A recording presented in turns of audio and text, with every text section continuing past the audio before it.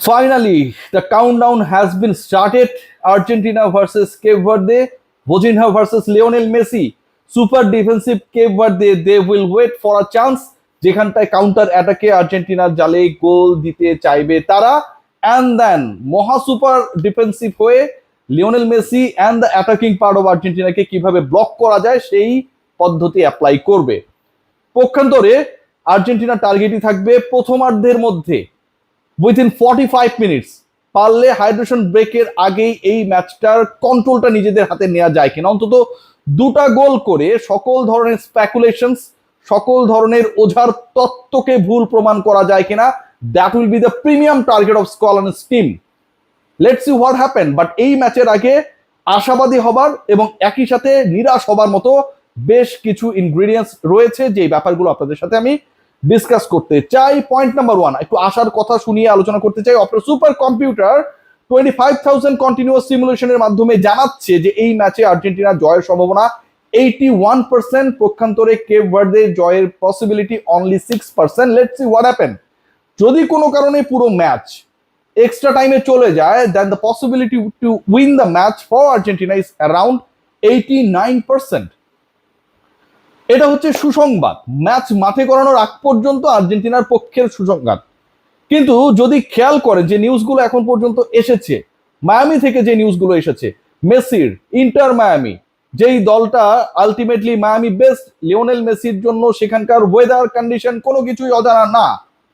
Rodrigo কি পলের জন্য এটা কোনো অজানা না, যিনি ইন্টার মায়ামিতে লিওনেল মেসির পার্টনার হিসেবে খেলেন। এই মুহূর্তে আর্জেন্টাইন আমার কাছে মনে হয় মিডফিল্ডের একটা বড় রোল তিনি প্লে করছেন to be the supply chain of Argentina. কিন্তু সেই মায়ামির মাঠে যেই নিউজটা এসেছে সেটা হচ্ছে ভোজিনহা তিনি স্বাভাবিকের চেয়ে কয়েক গুণ বেশি প্র্যাকটিস করছেন। তার যে ওই কিপিং এর রোলটা, সেটা যেন যেভাবেই হোক আর্জেন্টিনার অ্যাটাককে সমূলে বিনষ্ট করে দেওয়া যায়। টেনশনের জায়গাটা ওখানটাই। টেনশনের জায়গা হচ্ছে সুপার অ্যাটাকিং আর্জেন্টিনা যখন হামলে পড়বে প্রতিপক্ষের উপরে, ঠিক ওই সময়টায় সুপার ডিফেন্সিভ যে কোনো প্রতিপক্ষ, আমরা ইতালিয়ান ফুটবল এটা বছরের পর বছর দেখেছি, যখন কোনো বড় ম্যাচ হয়, বড় প্রতিপক্ষ হয়, তারা একটা সুপার ডিফেন্সিভ রোলে যায় and they keep waiting for the chance of counter attack. So ওই রকম একটা যদি সিচুয়েশন ক্রিয়েট হয়, তাহলে আর্জেন্টিনা কিভাবে রেসপন্স করবে, ইনফ্যাক্ট আর্জেন্টিনার ডিফেন্সিভ লাইন আপ কিভাবে রেসপন্স করবে, আমি জাস্ট দুটো এক্সাম্পল দিব।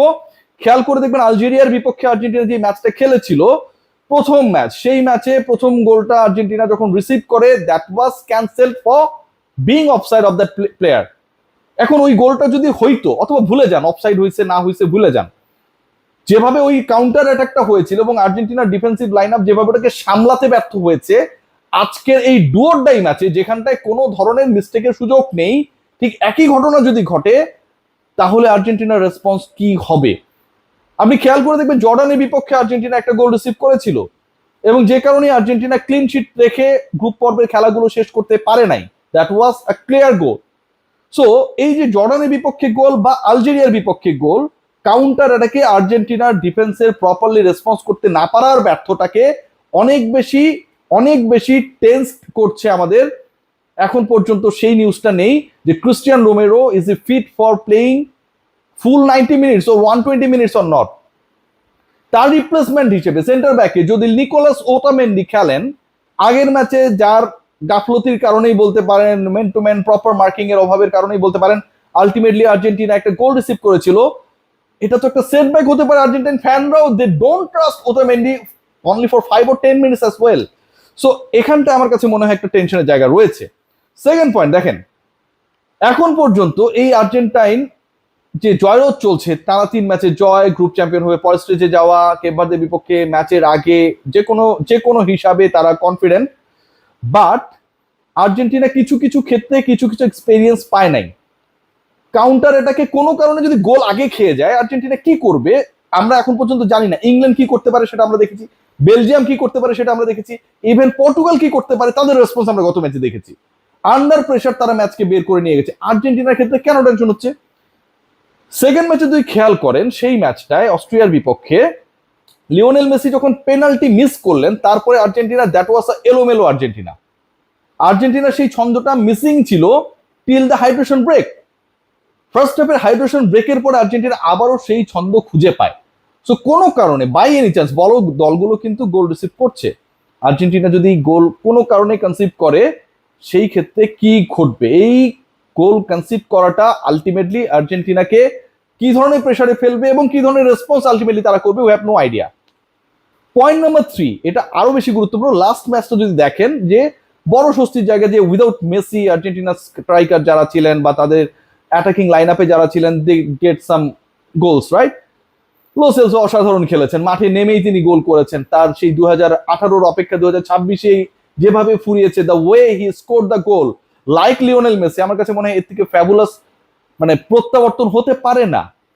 বাট তার গোল কিংবা লাউটারো গোল কিংবা লিওনেল মেসির গোল কোনোটাই ওপেন প্লে থেকে আসে নাই। 3টা গোলই ছিল ডেড বল থেকে, সেট পিস থেকে 2টা, একটা পেনাল্টি থেকে। সো ওপেন প্লে থেকে গোল ক্রিয়েট করা এন্ড এক্সিকিউট করার ক্ষেত্রে আর্জেন্টিনার কিন্তু এখনো ওই ঘাটতির জায়গাটা এভেলেবেল। এগেইন লিওনেল মেসি গোল করেছেন 6টা, বাকি 2টা বললাম যে লো সেলসো একটা, লাউটারো একটা। বাট ওই পেনাল্টি গোল যদি আপনি কাউন্টের বাইরে রাখেন, লাউটারো মার্টিনেজের পারফরমেন্স কিংবা হুলিয়ান আলভারেজের পারফরমেন্স কতটুকু আসলে আপনাকে আমাকে আর্জেন্টিন ফ্যানদেরকে স্বস্তি দিচ্ছে? আলভারেজ কি সেই চ্যাম্পিয়ন্স লিগের পারফরমেন্সটাকে অনুবাদ করতে পারছে? লাউটারো কি ক্লাবের পারফরমেন্সকে এখন পর্যন্ত এখানটায় অনুবাদ করতে পেরেছে? নো। বরং যার কাছ থেকে এক্সপেকটেশনস এতটা ছিল না যে তিনি প্লে মেক করবেন, চান্সেস ক্রিয়েট করবেন, সোর্সেস ক্রিয়েট করবেন, Lionel Messi he is playing the top. So এই দুজনের কে আলটিমেটলি লিওনেল মেসির প্রপার পার্টনার হবেন? লাস্ট ওয়ার্ল্ড কাপে ডিমারিয়া সুপার সাব হিসেবে নেমে মেসির সাথে একটা উইং ধরে যেভাবে আলটিমেটলি পাস লেনদেন করেছেন, গোল স্কোর করেছেন, প্রেসার কমিয়েছেন, ওই উইং এর জায়গাটায় একটা বড় দুর্বলতা রয়েছে আর্জেন্টিনার। সো ওটাতে আসলে আলটিমেটলি সমাধানটা কি হবে? আজকের ম্যাচে কি আবারও সেই একই ধরনের পারফরমেন্স, একজন লিওনেল মেসি বেস্ট পারফরমেন্স আমরা দেখবো? This is another very important question. So আমার কাছে মনে হয় যে এই প্রশ্নের উত্তরগুলো মেলাটা খুব বেশি জরুরি। আজকের ম্যাচের আগে আমি যেটা বলছিলাম যে ভোজিনহা he is very much ready to save the goals, he is very much ready to what can I say, make the match full time and extra time goalless or 1-1 draw।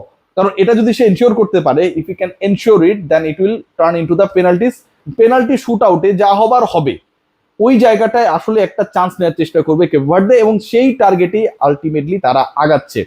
What will be relieving for the Argentines? আর্জেন্টিনার জন্য সবচেয়ে relieving point কি জানেন? সবচেয়ে relieving point হচ্ছে যদি আপনি প্রথমার্ধের মধ্যে আরো যদি স্পেসিফিক করি, হাইড্রেশন ব্রেক, ফার্স্ট হাফের হাইড্রেশন ব্রেকের মধ্যে যদি আর্জেন্টিনা 2টা গোল দিয়ে দেয়, প্রেশার রিলিজ করে ফেলে, দেন আর্জেন্টিনা ক্যান ফ্লাই। বাট যদি কোনো কারণে ফার্স্ট হাফ পর্যন্ত 0-0 নীল অবস্থায় থাকে, এই ম্যাচ অনেক বেশি ক্রুশিয়াল হয়ে যেতে পারে। কোনো কারণে লাস্ট মোমেন্টে আর্জেন্টিনা ও সুপার অ্যাটাক করতে গিয়ে, ওভার অ্যাটাকিং হতে গিয়ে কাউন্টার অ্যাটাক থেকে গোল রিসিভ করলে এই ম্যাচের ভাগ্য অন্যরকমও হতে পারে। আমি সেটা বিশ্বাস করতে চাই না। Let's see what happens, but this is going to be a vital task and the challenge and the exam for the Argentines. সবাই ভালো থাকবেন।